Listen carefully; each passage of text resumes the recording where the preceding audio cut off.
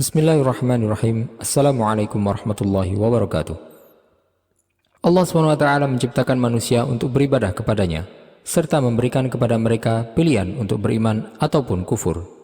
Allah SWT juga mengutus di setiap zaman para nabi untuk menunjukkan jalan yang diridhai oleh Allah SWT dan cara untuk beribadah yang benar kepadanya. Sebagian besar nabi yang diceritakan oleh Allah SWT kisahnya dalam Al-Quran berasal dari kalangan Bani Israel. Dan salah satu nabi teragung di antara para nabi tersebut adalah Nabi Dawud alaihi salam. Kisah dan mukjizat beliau sangat menarik untuk diketahui dan diambil pelajaran darinya. Bagaimanakah Nabi Dawud alaihi salam akhirnya bisa menjadi raja bagi Bani Israel dan mendapatkan kekuasaan setelah sebelumnya dipegang oleh Raja Talut?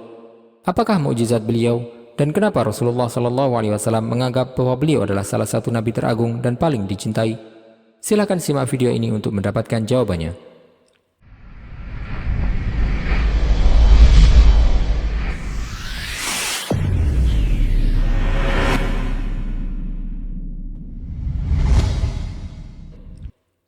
Setelah Allah SWT memilih Talut untuk menjadi raja bagi Bani Israel, Talut pun mengumpulkan orang-orang terkuat dari Bani Israel untuk memerangi Jalut bersamanya dan menyelamatkan kaum mereka.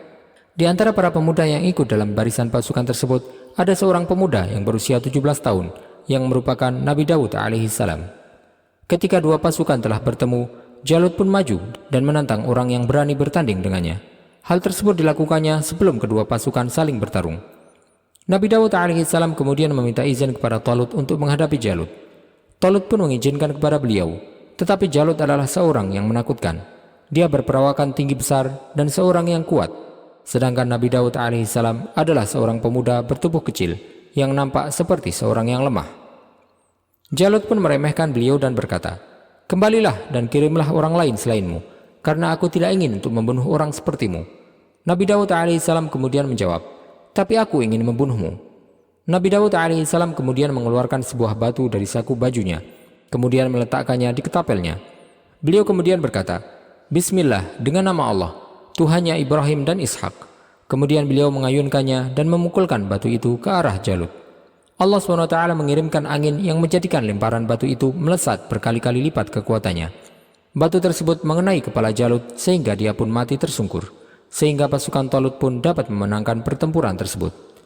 Sebelum itu, Talut sudah berjanji kepada Nabi Dawud alaihissalam akan menikahkannya dengan putrinya jika dia dapat membunuh Jalut, sehingga dia pun kemudian menepati janjinya tersebut, sehingga Nabi Dawud alaihissalam menjadi menantu sang raja. Bani Israel pun mencintai beliau, serta mendambakan untuk memiliki seorang raja seperti beliau.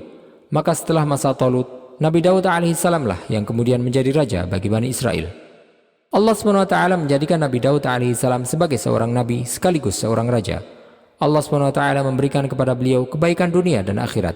Dan hal tersebut bukan merupakan hal yang banyak didapatkan oleh orang lain, karena jarang ada nabi yang sekaligus menjadi raja. Allah SWT berfirman, وَقَتَلَ دَاوُودُ جَالُوتَ وَآتَاهُ اللَّهُ الْمُلْكَ وَالْحِكْمَةَ وَعَلَّمَهُ مِمَّا يَشَاءُ. Dan Daud membunuh Jalut.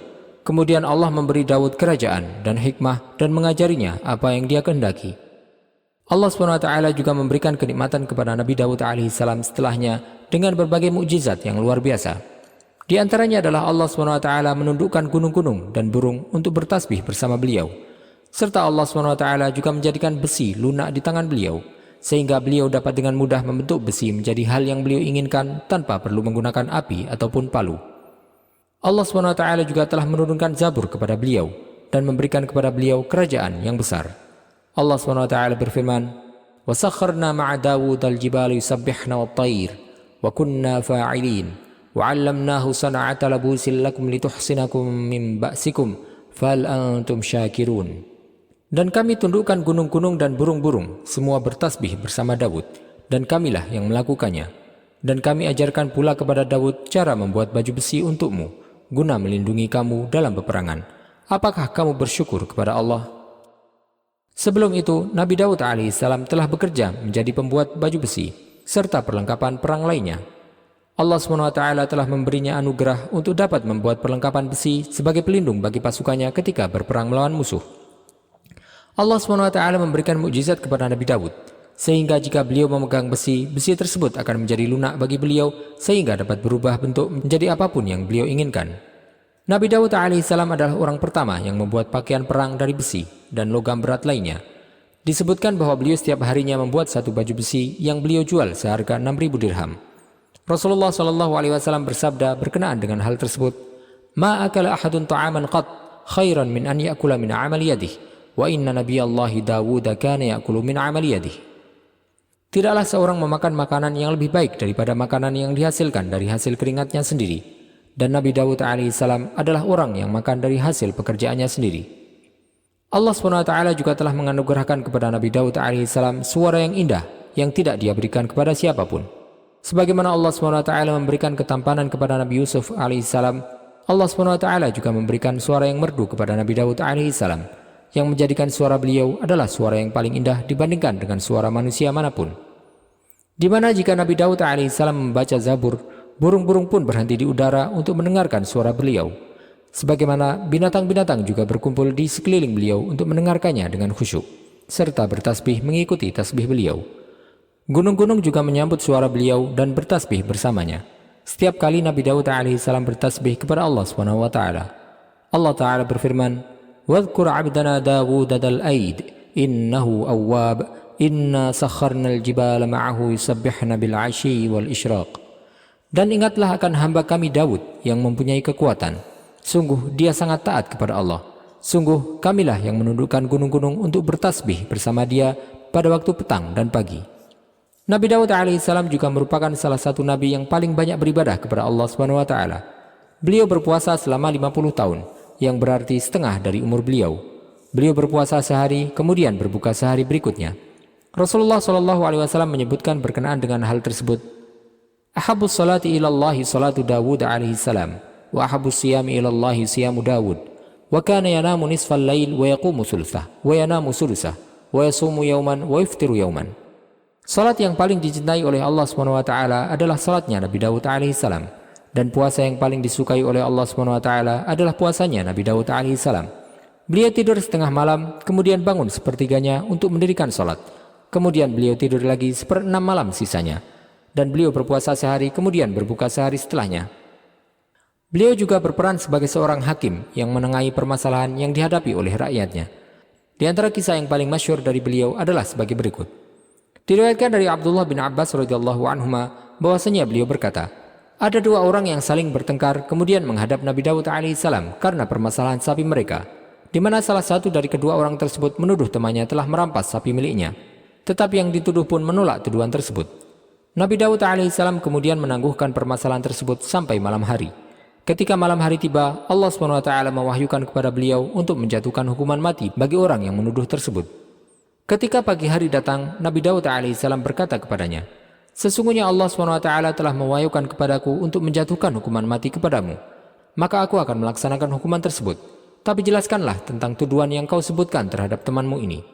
Dia pun menjawab, "Demi Allah wahai Nabi Daud, aku jujur dalam tuduhan yang aku tuduhkan kepada orang ini. Tetapi aku telah membunuh ayah orang ini sebelum peristiwa ini." Maka Nabi Daud alaihissalam kemudian memerintahkan untuk mengeksekusi hukuman mati bagi orang tersebut.